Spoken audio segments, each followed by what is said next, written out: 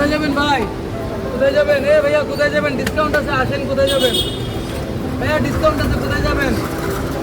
আরে স্যার এটা কিছু ডিসকাউন্ট বেশি, আসেন। ফলো করলে 10 টাকা ডিসকাউন্ট, লাইক কমেন্ট শেয়ার করলে 20 টাকা ডিসকাউন্ট, আমার সাথে কন্টেন্ট ভিডিও করলে পাবেন রিক্সা ভাড়া ফ্রি, সাথে পাচ্ছেন ফ্রি ওয়াইফাই সারা ঢাকা সিটি। আমার নাম হচ্ছে এমডি হুমায়ুন, মোহাম্মদ হুমায়ুন, এই নামে আমার পেজ। আমার দেশের বাড়ি হচ্ছে নরসিংদী মাধবদী। আমি ছোট থেকে বড় হয়েছি ঢাকা কমলাপুর রেল স্টেশন। এটা চিন্তা ভাবনা আসছে হচ্ছে আমি কয়েকটা পেজ খুলে অনেক চেষ্টা করছি, পেজটি গড় করতে পারিনি। ওই কপিরাইট খায়া নষ্ট হয়ে গেছে, ইউজেস হয়ে গেছে। ওগুলা বাদ দিয়ে অনেকবার চেষ্টা করলাম, অনেক কটা পেজ করলাম, সফল হতে পারলাম না। আমি চেষ্টা ছাড়িনি। তারপরে একটা পেজ করলাম, পেজ খোলার পরে আমার ব্রেনটা অটো চলে আসলো যে আমি তো রিক্সা চালাই, আমি যদি আমার রিক্সা যদি লেখে রাখি ফেসবুক পেজ করলে 10 টাকা ডিসকাউন্ট, লাইক কমেন্ট শেয়ার করলে 20 টাকা ডিসকাউন্ট, হয়তো আমার উপার্জন থেকে কিছু টাকা কম পাবো, ইনকাম কম হবে, কিন্তু আমার পেজটা গ্রো হবে। কিভাবে গ্রো হবে? এটা একটা আকর্ষণীয় আইডিয়া তো আল্লাহ আমার মাথায় দিছে। তো সেই আইডিয়াটাকে নিয়ে ইনশাল্লাহ আমি আগে বাড়ার চেষ্টা করতেছি। এটা করার কারণ হচ্ছে আমাদের ঢাকা সিটিতে আমি এটা কেন চালু করলাম, ঢাকা সিটিতে 64 জেলার মানুষ আসে, ঢাকা সিটিতে 64 জেলার মানুষ আসে। তো এখানে আমার রিক্সায় যে কোনো একজন মানুষ উঠে, ওনাকে আমি ডিসকাউন্টটা দিয়ে দিই। তো উনি ডিসকাউন্টটা নিয়ে যায়, উনি যে জেলার লোক সেই জেলায় কিন্তু গিয়ে উনি কিন্তু ওনার এলাকার ভিতরে বলা যায় মানে প্রকাশ করবে যে আরে ঢাকায় তো গেলাম, একটা রিক্সাওয়ালা পেলাম রে, রিক্সায় উঠলাম 10 টাকা ডিসকাউন্ট পেলাম পেজ ফলো দিয়ে। আসলে এরকমটা পাইনি কারোর থেকে। একজন রিক্সাওয়ালা পেজ ফলো দেওয়াতে 10 টাকা ডিসকাউন্ট দিল, লাইক কমেন্ট শেয়ার করে দিচ্ছে 20 টাকা সামথিং, 30 সেকেন্ডের একটি কন্টেন্ট করলে পাচ্ছি রিক্সা ভাড়া ফ্রি। আসলে ওর মন ভালো, এই চিন্তা করে আমি এটা করছি যে জায়গায় জায়গায় সমালোচনা করবে আমাকে নিয়ে। সেই জন্য আমি এখন প্রায় অনেক কয়েকটা মিডিয়া চ্যানেলও সমালোচিত হচ্ছি, মানুষ আমাকে সাপোর্ট করতেছে। অনেক মানুষ আমার কমেন্ট বক্সে এসে লিখতেছে যে ভাই আপনি যা করতেছেন খুব ভালো, ঠিক আছে, ভালো একটা ইউনিক আইডিয়া নিছেন, সৎ পথে থাকবেন। আমার ইচ্ছা আছে আমি যতদিন থাকবো ইনশাল্লাহ সৎ পথে থাকবো।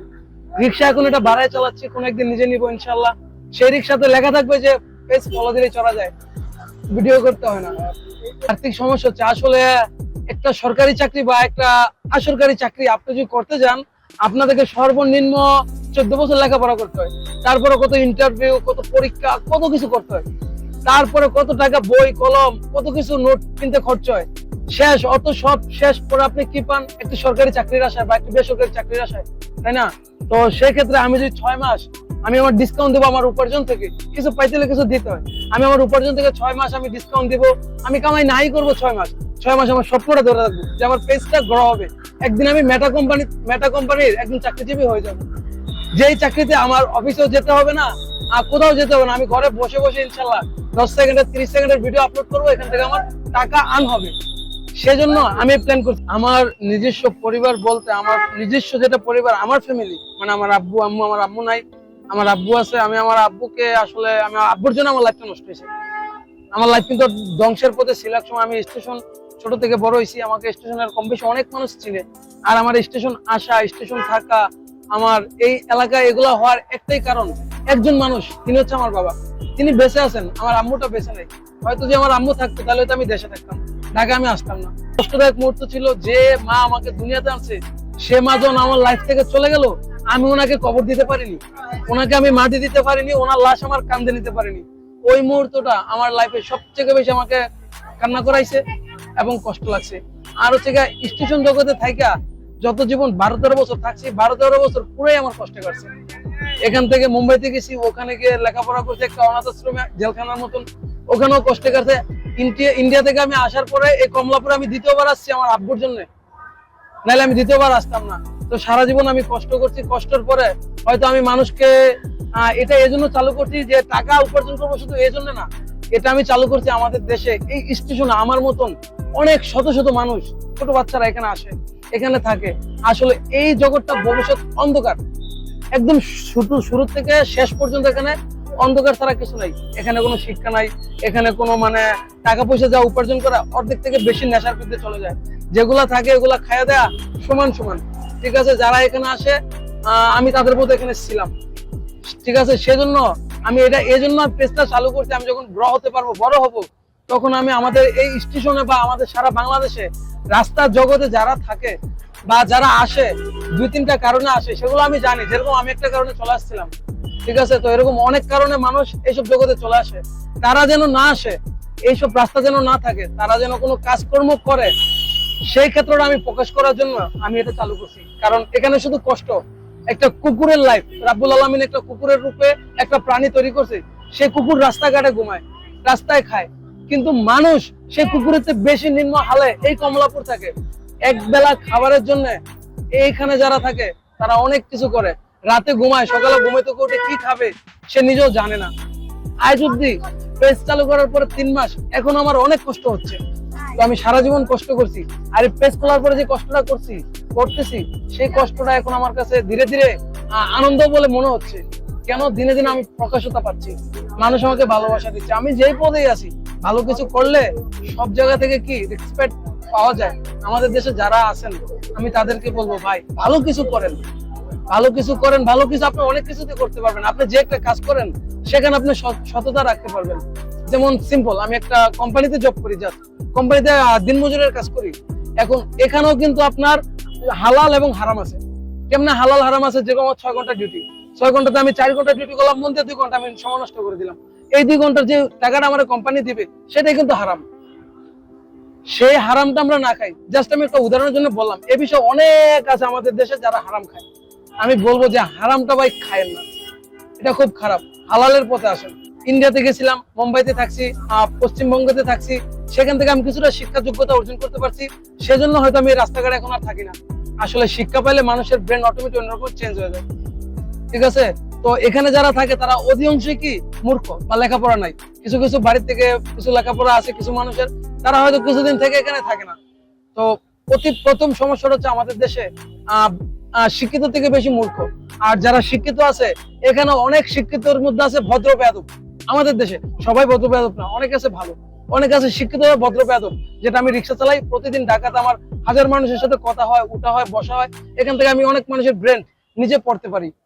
কেননা আমার তেমন শিক্ষা তেমন ইয়া নাই, কিন্তু আমি পড়তে পারি কারণ আমি বিভিন্ন মানুষের সাথে চলছি। আমার লাইফে আমি কত হাজার মানুষের সাথে চলছি, ঘুরছি, ফিরছি, খাইছি, তার কোনো ঠিক নাই। সেজন্য আমি ধরতে পারি। আর যারা আমাদের এখানে খারাপ করে, আমি তাদেরকেই বলবো, ভাই আপনারা খারাপটা ছেড়ে ভালোর পথে আসেন। এই দুনিয়াতে চিরস্থায়ী না, তো সারা জীবন থাকতে পারবেন না। ভালো কিছু করে গেলে সেটাই আপনার নামে থাকবে। যখন এরকম মুহূর্ত, যখন আমি স্টেশনে অতি প্রথম আসছিলাম, তখন আমি খুব ছোট, ঠিক আছে? মাম পানি, ফ্রেশ পানি তখন প্ল্যাটফর্মে বিক্রি করতো 15 টাকা করে, ঠিক আছে? তো আমি এতই ছোট ছিলাম, আমার পেটে খুব ক্ষুধা। আমি কি করব, ওই যে গাড়ির ভিতরে যে খালি বোতল গুলা পড়ে থাকতো, ওই খালি বোতল গুলা আইনা, এই যে রবি এখানে পানি আছে, ওখান থেকে পানি ভরে আমি নিয়ে গেছিলাম বিক্রি করতে, ঠিক আছে? তো আমাকে স্টেশনের প্লাটফর্ম ধরে মাইর দিছে, শালার পুত, তুই এত ছোট, তুই আইসস চিটিং করে ব্যবসা করতি। আমি তো বুঝতাম না। ওইসব মুহূর্ত গুলা, এখানকার মনোবল আমাকে খুব কাঁদায়। এখন সুখের কথা, সুখ লাগে হচ্ছে গিয়া সব থেকে বেশি, যেরকম এই যে কিছুদিন আগে আমি প্রাইম টিভিতে একটি অ্যাড করে আসলাম, বাংলা ভিশনে একটি অ্যাড করে আসলাম, প্রথম আলোতে অ্যাড করলাম। এইসব অ্যাড দেখে যে মানুষগুলো আমাকে সাপোর্ট করতেছে, সেই সাপোর্টটা আমার থেকে কোটি টাকার থেকে বেশি আনন্দিত মনে হচ্ছে। যারা কাস্টমার তারা আমার সামনে আসে, আসার পরে আমি ওনাদেরকে বলি, ওনারা আমাকে বলে, মামা যাবেন? হ্যাঁ যাবো। কোথায় যাবেন? এমক জায়গায় যাবো। আচ্ছা কত দিবেন? আমি ভাড়া চাই না। আমার অনেক যারা আমার রিক্সায় উঠছেন, চড়ছেন, আপনারা যদি ভিডিওটা দেখে থাকেন একটা কমেন্টে বলবেন আপনার আমার রিক্সা উঠে আমার ব্যবহারটা কেমন ছিল, আমার নামটা কেমন ছিল, কমেন্টে অবশ্যই জানাবেন। আমার কথা কোনটা, যে একজন মানুষ আসলো আমার রিক্সা যাবে, কোথায় যাবেন, কত দিবেন আপনি বলেন। উনি বলছে এত টাকা। তারপর আমি বলি, ভাইয়া আমার গাড়িতে একটা ডিসকাউন্ট অ্যাড আছে, সারা ঢাকা সিটি এবং সারা বাংলাদেশে কোনো রিক্সায় নাই বা কোনো গাড়িতে ডিসকাউন্ট এমন অ্যাড নাই। আমার গাড়িতে আছে, যে দেখেন আপনার এখানেও আছে, পিছনে ফেসবুক পেজ ফলো করলে 10 টাকা ডিসকাউন্ট, লাইক কমেন্ট শেয়ার করলে 20 টাকা, কন্টেন্ট ভিডিও করলে রিক্সা ভাড়া ফ্রি, সাথে পাচ্ছেন ফ্রি ওয়াইফাই। তো যে কেউ আমার রিক্সা উঠলে মানে এই জিনিসটা দেখলে চমকে যায়, মামা আপনি আইডিয়া কোথায় পেলেন? মামা আপনার এত বুদ্ধি, মামা you are very intelligent, you are very intelligent. মানে যারা শিক্ষিত ওরা বলে আর কি, ঠিক আছে? তো ওরা অনেক খুশি হয় এবং আমাকে একটি ফলো করে। কেউ ডিসকাউন্ট নেয়, কেউ নেয় না, পাচ্ছি এবং সাপোর্টও পাচ্ছি। মানুষ আমার কমেন্ট বক্সে এসে বলে, আপনার জন্য অনেক দোয়া রইলো, শুভ কামনা রইলো, আপনি ভালো কিছু ইউনিক আইডিয়া নিছেন, সততার সাথে থাকবেন, আমরা আপনার পাশে আছি। সততা যদি ধরে রাখেন, ইনশাল্লাহ আমরা আপনার পাশে থাকবো।